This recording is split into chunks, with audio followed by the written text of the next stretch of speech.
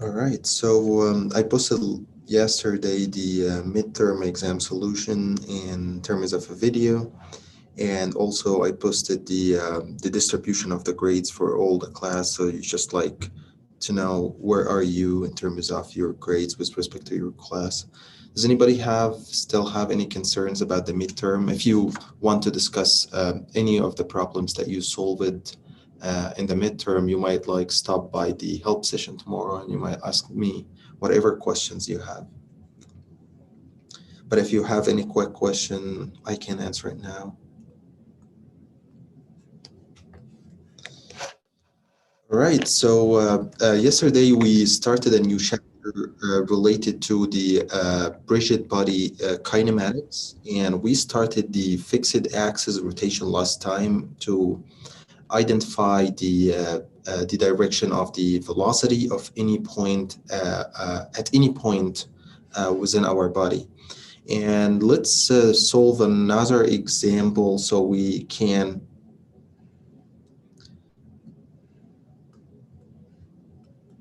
understand it very well. So if we have a steel angle like this, and this angle is bent here at this location, so it's allowed to rotate about this pin. So it's a fixed axis of rotation, and this is where the axis of rotation is at this pin, and it has an omega in this direction. So let's call it this, let's call this P, and let's call this point A, and the omega, and we can call this C, and we can name the omega AP or omega ABC, whatever. It should be one body. And if we have the alpha, which is the angular acceleration, is in this way, we agreed last time, and we proved it, that the V at any point on the rigid body, the V vector, is the cross product of the omega multiplied by the R vector. So if we want to get the V at A, say it's omega A crossed by R A. As this is not moving point, this is like a pin point, so it will not move. So we will have, this is R A vector. What about the omega vector? So the omega is a curve, so it's like the moment it has like you will have to curl your finger with the direction of the movement, and you get the direction based on the right hand rule. So when I curl my fingers in the direction of the omega, so my finger will go inside. So if I want to get the direction of the omega, so it will be in the negative k hat direction. So this is the negative k hat direction. Will be going this way. So this is the first application of the right hand rule, to curl the finger in the direction of the omega to get the direction of the omega. And the second application of the right hand rule is that you cross product omega with the R. So to do this cross product, you will have to move using your right hand your fingers from the first term, which is omega A, to the second term, which is RA. So I move my finger from the omega direction to the R direction, so it will give me the velocity of A in this direction. So A will have a velocity in this direction. If the omega was in the other direction, like it was rotating this way, the V will be in this direction, VA. But it is not, so this is the right and this is the wrong one. So let's get to the acceleration. So for the acceleration, we have alpha AB in opposite direction of the omega AB. That means that the body is rotating in the direction of the omega with decelerating, decreasing its speed. So for the omega AB, if we want to get the A at A tangential, it will be alpha A and actually you can call it alpha A or alpha AP, crossed by RA. So to get the direction of the omega, I curl my fingers, so you will find that the omega, the alpha AB is in this direction. And then you cross product alpha AB with RA, so you will curl your finger from alpha to R, so it will give you in this direction. So you will have the A tangent is in this direction. So this is how I got the directions of the velocity and the tangential acceleration. And for the normal acceleration at A, it will be the R A vector crossed by the V A vector. So you cross this, or it's the R A vector crossed by the omega AB vector crossed by R A. Oh, sorry, it should be, this one should be omega. So this will be omega AB, and this should be omega AB crossed by V, which is RA. So I just like expanded the A to this. So this is how the normal acceleration look like. And actually, what you can do here is that this as a magnitude will be equal to omega square multiplied by R, and it is always in the negative R hat direction. It's all in the negative R hat direction. So if you did this cross product, so actually right now you know the direction of the VA, and you know the direction of the omega. So you know if you put the omega here, so this is the direction of the omega AB. And if you cross product this two, so you curl your finger from the omega to the V, so it will be going down. So the A normal at A. So this is the direction, and it is always in the negative R hat direction. So this is how I get the directions of the acceleration and the direction of the velocity. You should be able to do this using the right hand rule, and also you should be able to do this using the vector algebra. You should be able to do some cross product, identify the vector components of R and the vector components of A in the tangential and XY direction, and do cross product to get the final velocity and acceleration. So I think we can do another application on this, so we can have this concept very clear. So let's move this example, which we will be solving in a few minutes.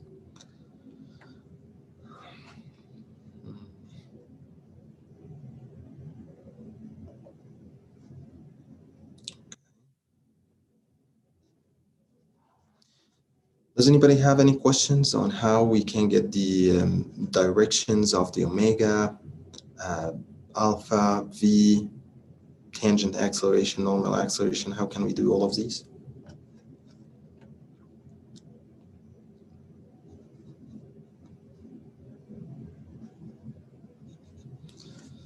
Okay, let's draw this problem here until it loads. Okay, if we have a multi-bar linkage,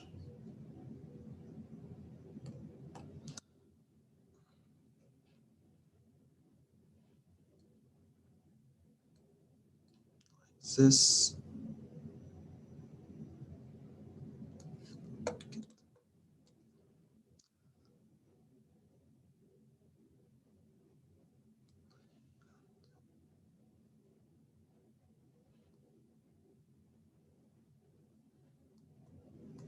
something like that, and it is bent here. Okay, and you know that this has an omega. So this is A, and this is B, C, and d. So this body has an omega. Oh my God.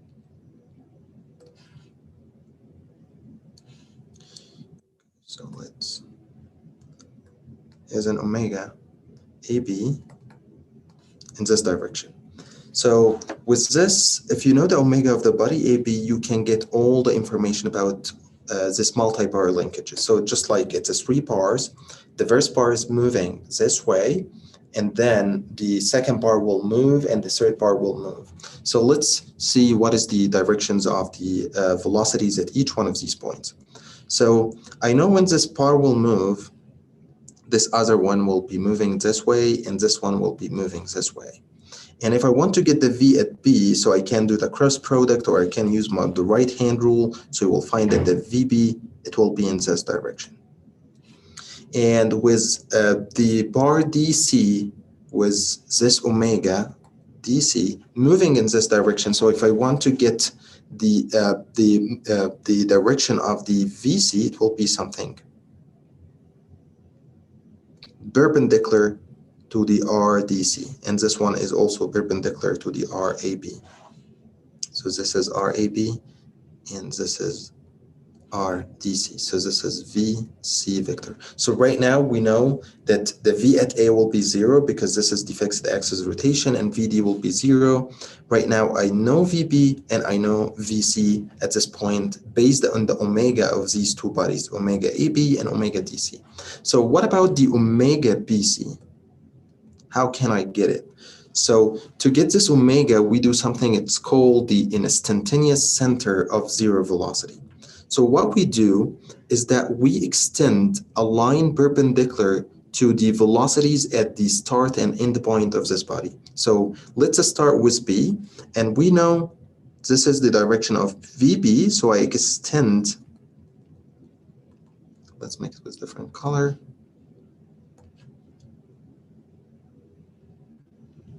Perpendicular, and another one perpendicular to VC. Something like that. They will come to a one point, and we call this point IC or ICZV, which means instantaneous center of zero velocity. So for bar AB, we know that the velocity at A is permanently equal 0, and the velocity at D is permanently equal 0 because it's pinned at this location. But for bar BC is moving general motion. It's making translation and rotation at the same time. At each position, there's an instantaneous center of zero velocity, like a center that has a zero velocity, which is the intersections of the perpendicular lines to the velocity at the start and end point. So here we extended the line from a B perpendicular to the velocity of B and another line perpendicular to the velocity at VC.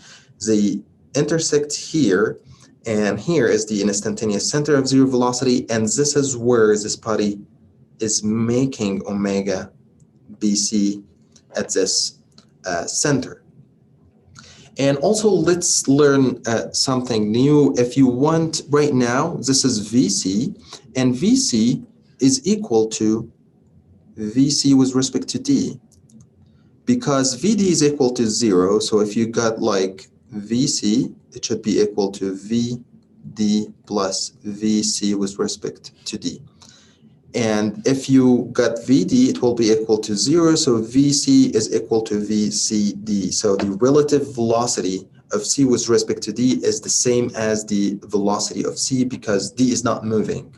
And similarly, the VB is equal to VB with respect to A because VA is equal to 0.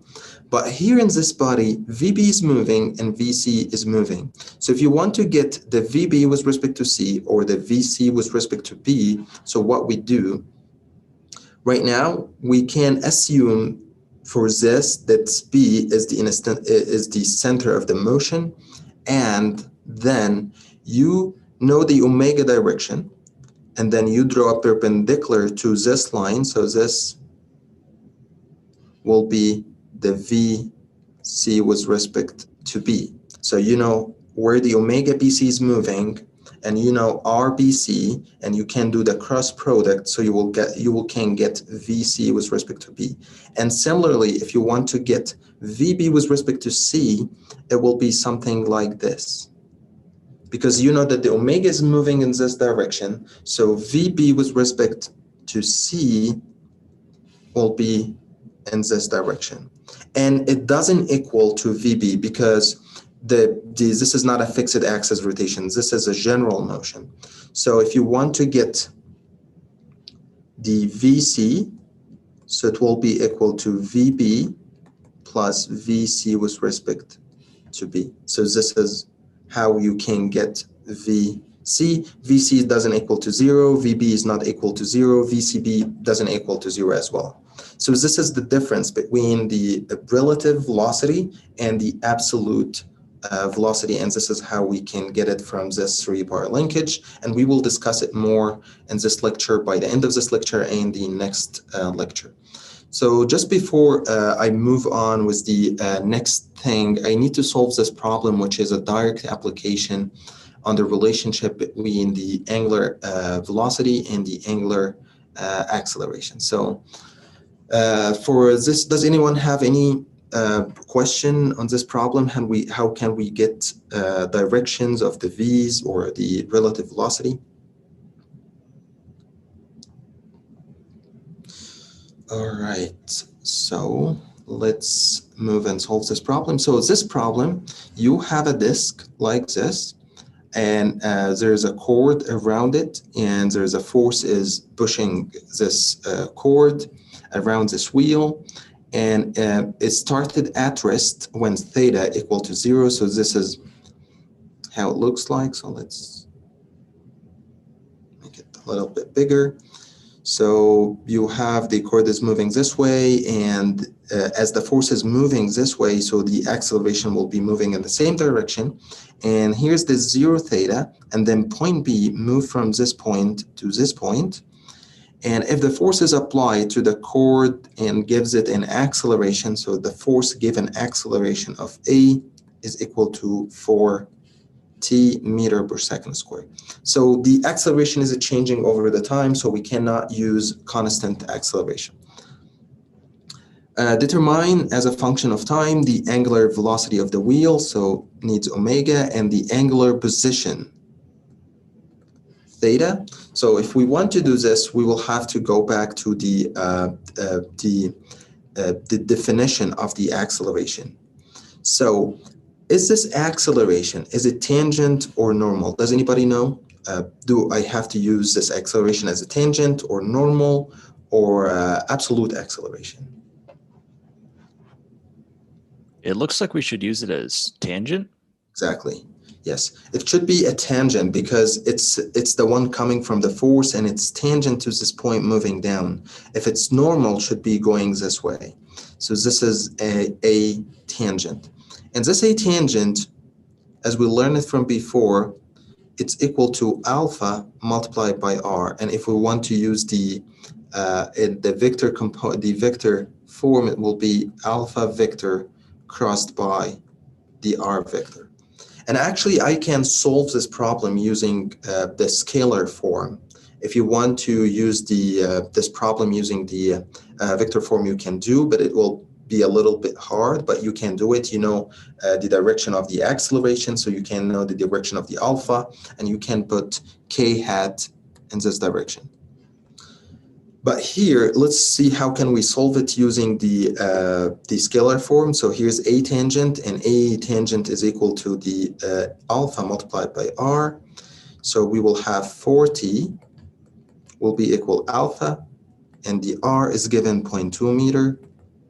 So you can get alpha will be equal to 4t over 0.2. So it will be equal 20t, and this should be radian per second squared. So we got alpha. So the required is omega, and we have a relationship between alpha and omega. So we know that alpha is equal to d omega dt,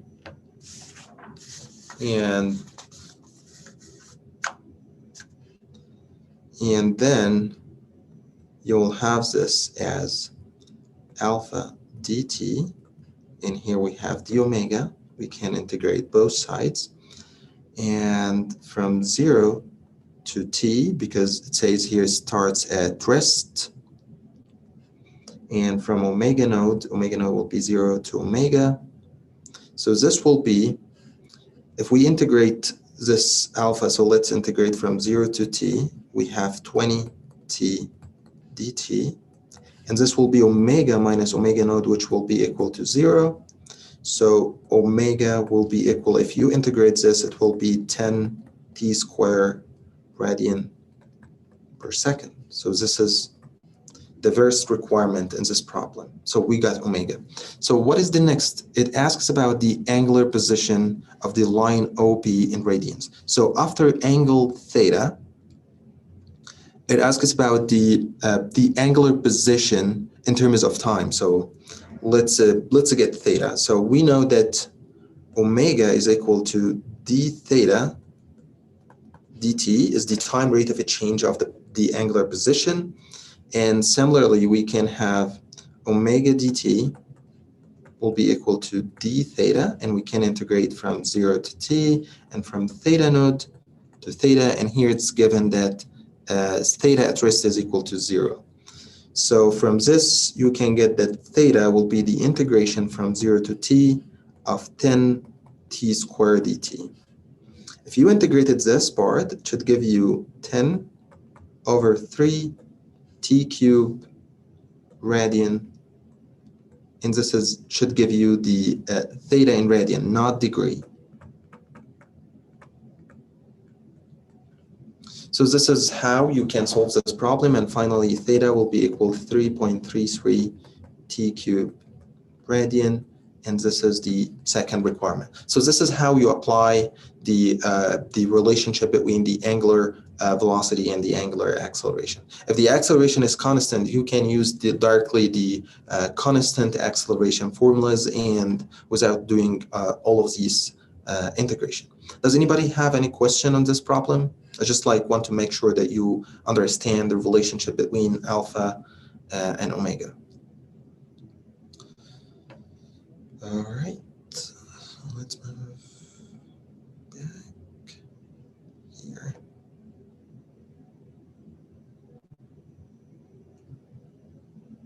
Oh, no. Okay.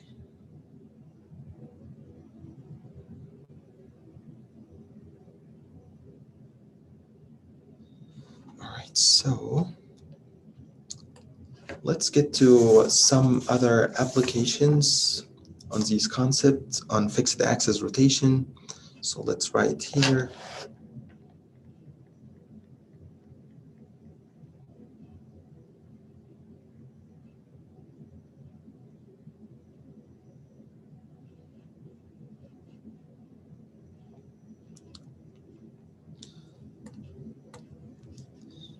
Applications on fixed axes. So application on fixed axis rotation, let's start by the first one, which is the non-slip wheels.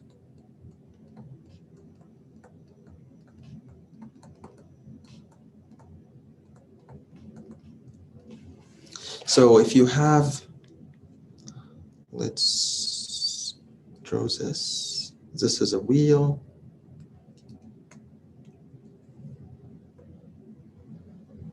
And this is another wheel. And both of them has a fixed axis in the middle like this. So they are rotating about this point, and this is rotating about this point. So the most interesting things about the non-slip wheels, wheels that rotate with each other, and we can find this in cars and machines and all of these things. If this body has an angular velocity omega, let's assume that this body is A and this body is B. This body has an omega A. This body will be having an omega B in the opposite direction. So it will be something like this. This will be moving this way, and the other one will be moving this way. Each one is moving in different directions. So this is moving this is moving clockwise, and the other is moving counterclockwise. And the also one interesting thing is that the point at the interaction between these two wheels have the same velocity. So if we call this point B, this B will having a VB in this direction. Tangent and in the direction of the omega. So if you count the VB from the wheel A, so it will be matches with the direction of the omega. And if you calculate VB from the wheel B, so it will be matches with the direction of the omega B. So this is omega B. If we have the angular acceleration is in opposite direction, like alpha A, so the alpha B will be in the opposite direction as well. So this is alpha B. And the tangent acceleration will be in this way, because it matches with the direction of the alpha A and also matches with the direction of the alpha B. So this will be the A tangent at B vector. And if we are talking about the normal acceleration, so this one will be having a normal acceleration like this, AN, and this one will be having another AN. And let's call this A, and let's call this B. And AA, the normal acceleration for A is different from the normal acceleration for B, and we are going to show this. So let's get some information about this. So we know that the VB, okay, let's write it here. So we know that the VB vector, and actually let's write it, you know, that the V is the omega crossed by R, but we will use the scalar form here. So the VB here should be equal to omega A multiplied by the RA. So if you should have this, let's call this is RA and this is RB. So omega A RA, and this also will be equal to omega B RB, because if you got the velocity from the wheel B, so it will be RB multiplied by omega B, and if you got the velocity VB from the wheel A, so it will be omega A multiplied by RA. So this is the formula that we need right now. So if you have omega A and it has a big radius, so you will have much more omega B with a small radius. So there is a balance. So the wheel with a bigger radius will have a smaller angular velocity, and the wheel with a small radius will have a higher angular velocity. And similarly, the A tangent at B will be equal to alpha A RA, and also will be equal to alpha B RB, and this will be our second equation. So I can give you in the problem the omega of body A along with the radius of the two wheels, and you can get omega B. And similarly, I can give you alpha A and the radius of the two wheels, and you can get the alpha B. And from this omega B, because it has the small radius,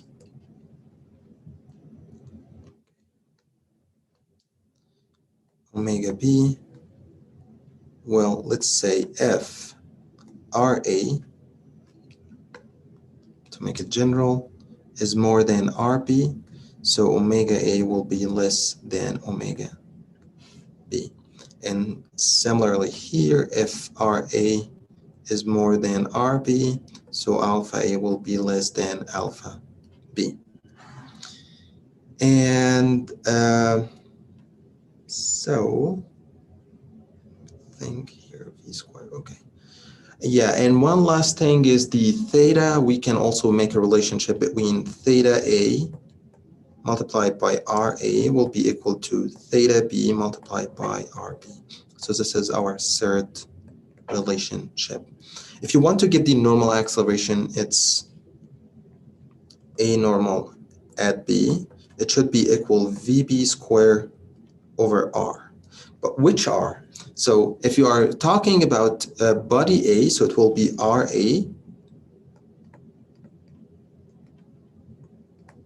And if you are talking about body B, so it will be RB. So which one that will have a much higher normal acceleration? Does anybody know? One Okay. with the smaller radius? So exactly. Why? Because the velocity VB is the same for each body at this point. And the different thing is the radius. So RA is bigger than RB. So this will make this quantity is bigger than this one. So we will have A normal coming from A is less than A normal coming from B. So this is the relationship between these two wheels. Does anybody have any questions about this application?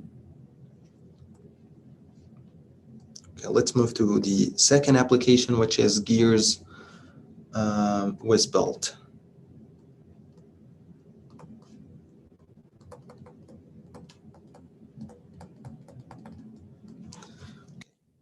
For gears with belt, so let's have our gear one. Make it a little bit smaller.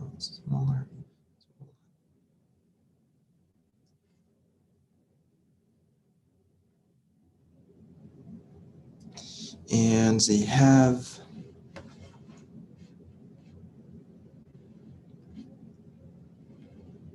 belt like this,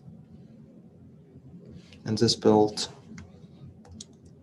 make them rotate, and this one is bend here, and there's another bend here. Okay, so for this one have a radius RA, and this one have a radius RB.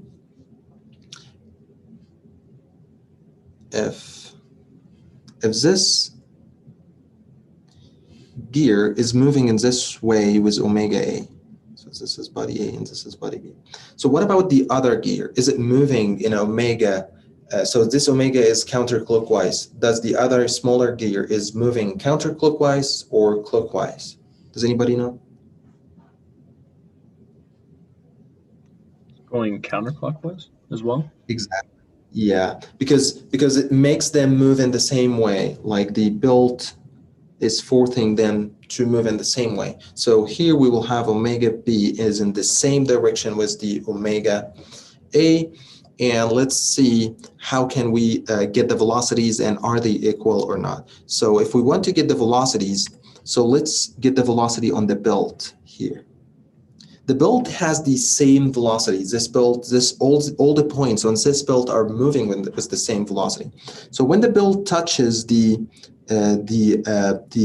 wheel or the gear, it gives its velocity to the gear. So if this belt is moving with V, let's assume that this is VA. Let's assume this point is A, and this point is B, and this is the direction of the omega. So I will get the velocity VA in this direction.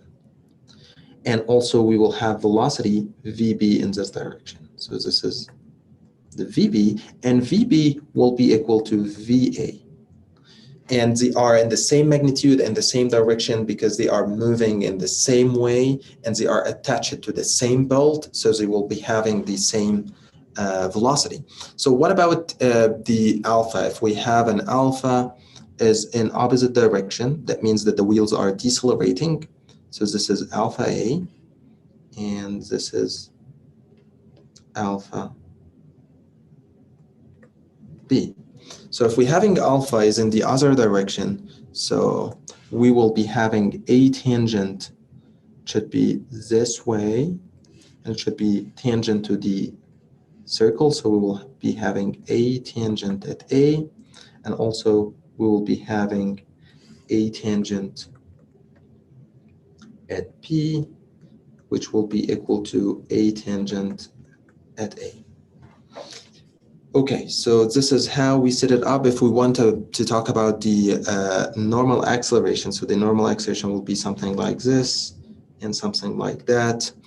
and they will be completely different. Yes, they have the same velocity, but it's a different radius, so this rule will be applied as well. So let's write the equations. So what we got from here, that the VA vector is equal to VB vector. So that means that the omega A multiplied by RA will be equal to omega B multiplied by RB. And similarly, A tangent at A will be equal to A tangent at B. So we'll have alpha A multiplied by RA will be equal to alpha B multiplied by RB. And also the AN at A will be less than the AN at B because the radius at A is more than the radius at B. So it's almost a similar thing, and we got this from the AN equal V square over rho or over the radius R. So this is how the gears was built. And I want to bring your attention that sometimes you might given like a nested gears, like you will have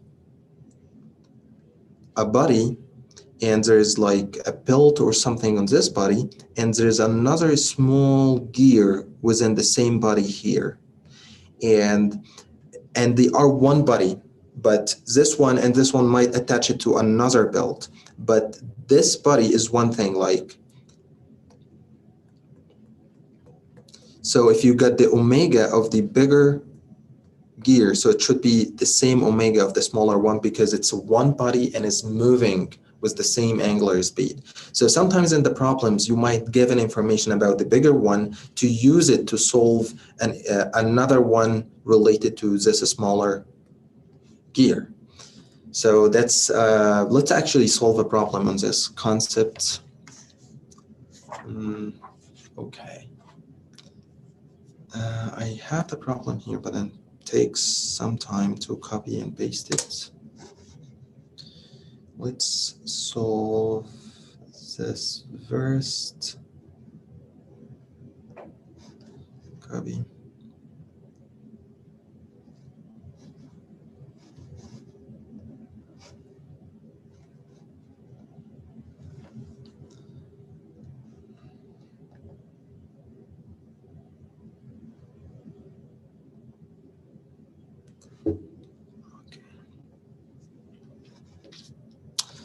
No problem. I have a better idea.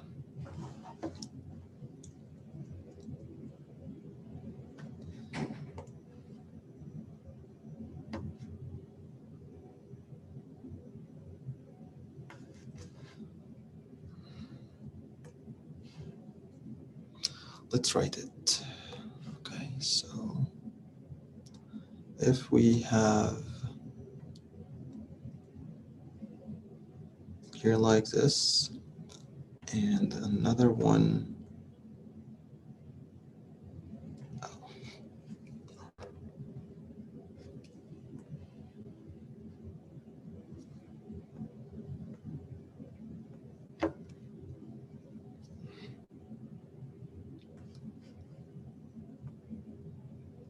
Okay, yeah, so here's the problem. Okay, so let's solve this problem. This one. So for this one, you have two gears inside each other. You have like one gear and another one is a spool. And this spool is attached to the bigger gear, and the smaller gear has a motor. And this motor is rotating with a certain omega that allows the big gear to move. And when the big gear moves, it moves the spool and allows the loads to go up. So it's like a winch or something. So here's the text of the problem: 6-inch radius motor here, motor A, drives a gear B, which is gear B here, which has 18-inch radius, which is attached to a cable spool. So this is the spool that has 24 inches. And the load L starts from rest. So here, starts from rest at this point, and constantly accelerate to a velocity 3 feet when it reaches 4 feet height above the ground. So what's required is the acceleration at point C. So the acceleration at point C will be similar to the acceleration for the whole body. So let's get this, but I think we will need first to solve for a linear acceleration. So you have a body, so let's make.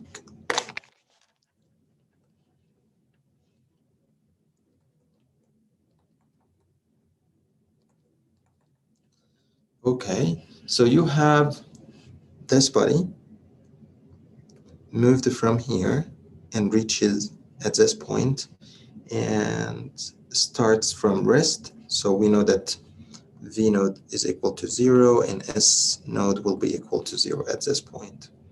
And at this point reaches a distance of S equal to 4 feet, and the velocity was 3 feet per second. So if we want to get the acceleration of this body in this way, because it's moving this way, we will have to solve for the constant acceleration, because here it accelerates to a velocity of 3 feet per second constantly accelerate.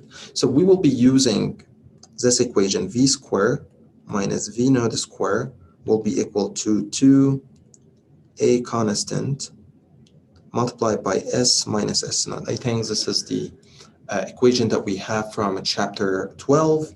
So we have everything here except the v. We have v actually. V is 3 squared minus 0 will be equal to multiplied by the a, which we needed, and s is equal 4 minus 0, so we can get the acceleration, and when you solve it, it will be 1.125 feet per second square.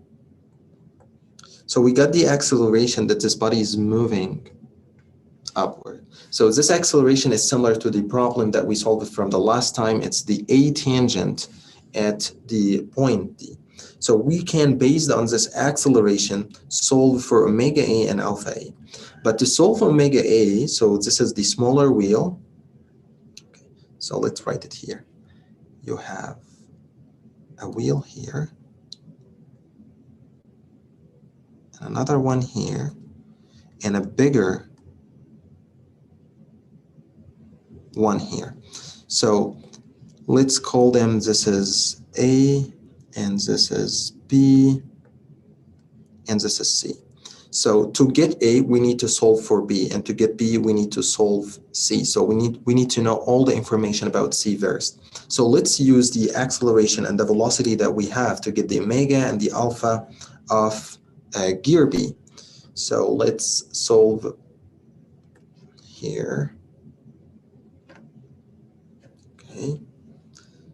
We have V is equal to, and V is always tangent, 3 feet per second.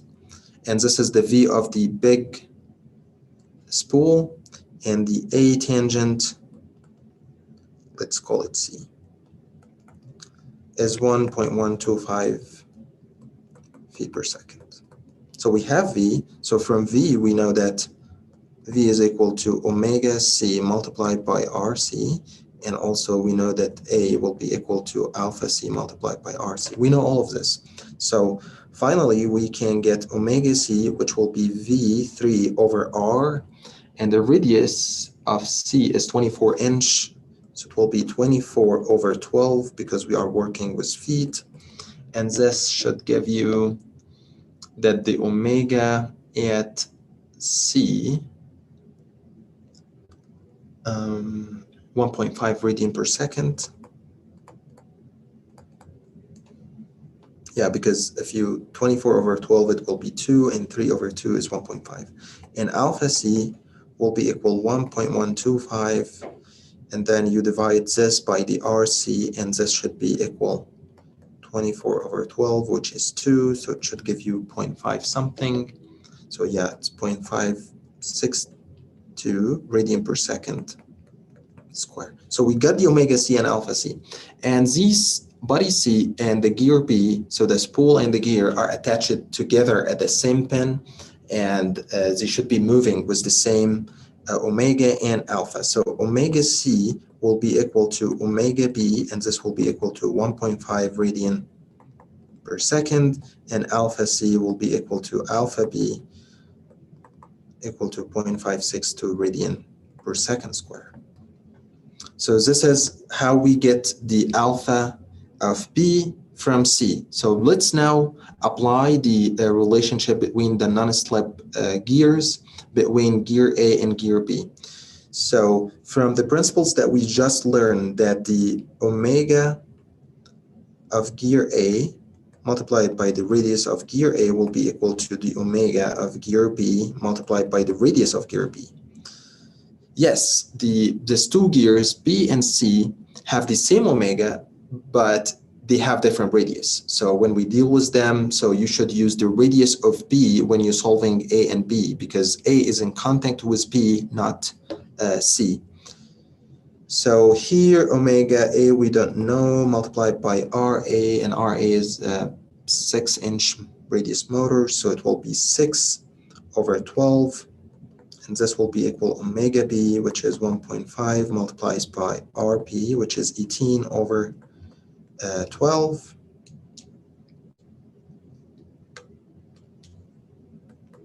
And actually this 12 can go as this one. And from here, you can get omega A, and it should be equal to 4.5 radian per second. Similarly, we can have alpha A, RA equal to alpha B, RB. Alpha A we don't know, and this will be multiplied by 6 over 12, and here we will have 0.562 multiplied by RB, which is equal to 18 over 12, and here we can have alpha A, and this should be equal 1.688 radian per second square. So we get alpha A and omega A. And actually, that's what we did. We got the information about the biggest pool, and then give this information to the big gear, gear B. And from gear B, we solve it for gear A using the non-slip gears information. So what about the theta A? So right now it's asking us about how much theta that the motor A did to lift this body from 0 up to 4 feet. So as it asks us for theta, and we are not given any time, so we will be using this rule, and it's constant acceleration. So we will be having omega square minus omega naught square should be equal to alpha constant, the constant alpha, multiplied by theta minus theta naught. So this is similar to v square minus v naught square to a constant s minus s naught. And the omega of A, so all this is applied to A, so we should be using the information related to gear A. So we have omega A is 4.5 square, and omega naught starting from rest to alpha A is 1.688, and theta, that's what we need, and theta naught is equal to 0, because starting from rest, this should give you theta equal to -6 radian. You can have it as a 6 radian. And for the directions, if we want to solve for vectors, actually you know that this body is moving up, so you know the omega of C, which will be similar to omega of B, is moving counterclockwise. So the motor will be moving clockwise this way. Sorry, it will be this way, because you should have like, so let's put them here on the gears. So this body is moving with omega this way, and this body will be moving this omega this way. So if you use your right hand rule for omega, it will be negative going inside, and theta will be negative. So if you are like the directions of the omega is not a problem for you, and the problem is not complicated, you can solve it in a scalar form, which might be easier for you to do. So with this, let's solve another problem, which is an application on the gears was built, like this one. I think it's a long problem and needs more space. Okay, let's actually solve this problem. Okay, for this problem, it says that at the instant shown, omega A have you have like a body, a gear A and gear C attached to gear B. So we know that C and B will have the same omega. And what's given in the problem? Some information about A, such as the initial omega of A, and it's moved with constant acceleration. Determine the magnitude of the acceleration of point B on poly C when A rotates 2 revolutions, so it gives you A makes 2 revolutions, and poly C has an inner hub which is fixed to its outer one, so that's this piece of information you can use it, that omega C is equal to omega B.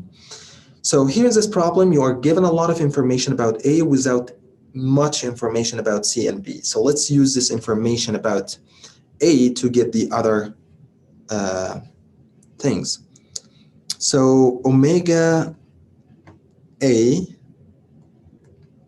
has, and this is node, like at this instant when it starts, has 5 radian per second, and has an alpha A is equal constant 6 radian per second, and it rotates 2 revolutions. So 2 revolutions, that means when we say rotates, so we are talking about theta, well, when we're talking about revolutions. And 2 revolutions, that mean that this bully A made 2 full cycle of 360 degrees, or 2 multiplied by 2 pi in radians. And this will be equal 4 pi. So at the start point, so this theta node should be equal to 0 and moved from 0 to the final theta, which is 4 pi. Giving the omegas and giving the alphas and the theta, so we should be using this omega square minus omega node square should be equal to 2 alpha multiplied by theta minus theta node.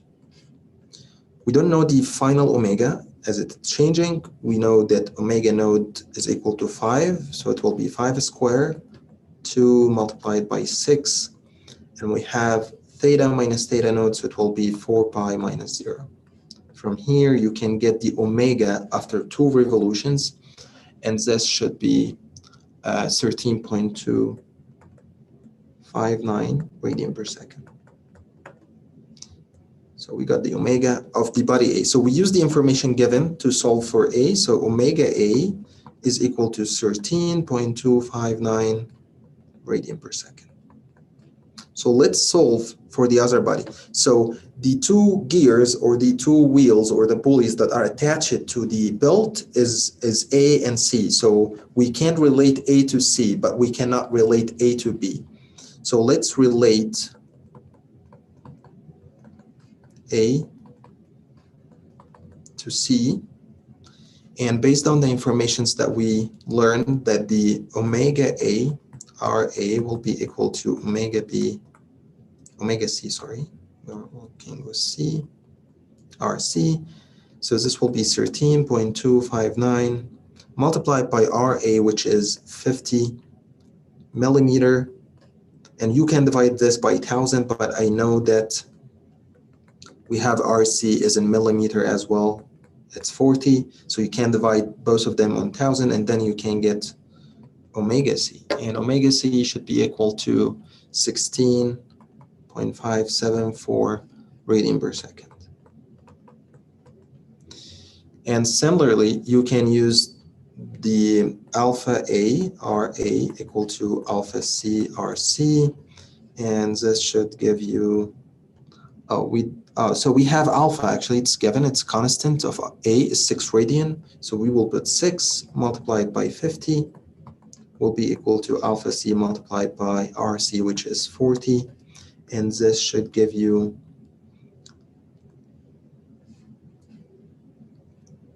alpha C equal to 7.5 radian per second. So we got alpha C and omega C. Right now, we can relate C to B. So C and B should having the same omega and same alpha because they are attaching together, and it's saying in the problem that poly C has an inner hub which is fixed to its outer one and turns with it. So this should be equal to omega b, and this should be equal to alpha b. So we got alpha b and omega b, which is equal to alpha c and omega c. So what's required in this problem? Determine the magnitude of the acceleration at point B. So if we want to get the acceleration A, so let's get the A tangent at B here or at any point on this body. So it will be equal to alpha B multiplied by RB. Alpha B is equal to 7.5 and RB is 60 millimeter, and we will divide this over 1,000 so we can get the acceleration in meter per second. So this will give you 0.45 meter per second square.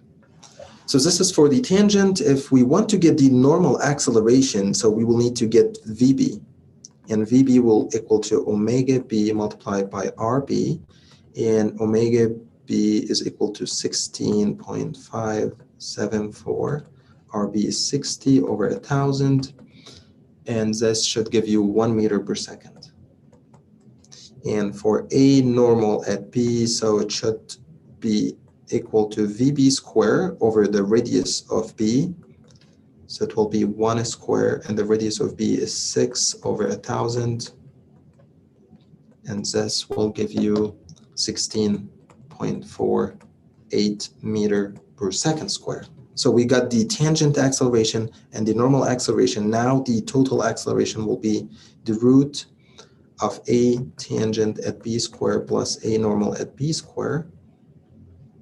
So it will be equal to 0.45 square plus 16.48 square. And this should give you 16.49 meter per second square. So this is how we got it. So we solve it for A using the information given about the acceleration, about the angular acceleration and the initial angular velocity.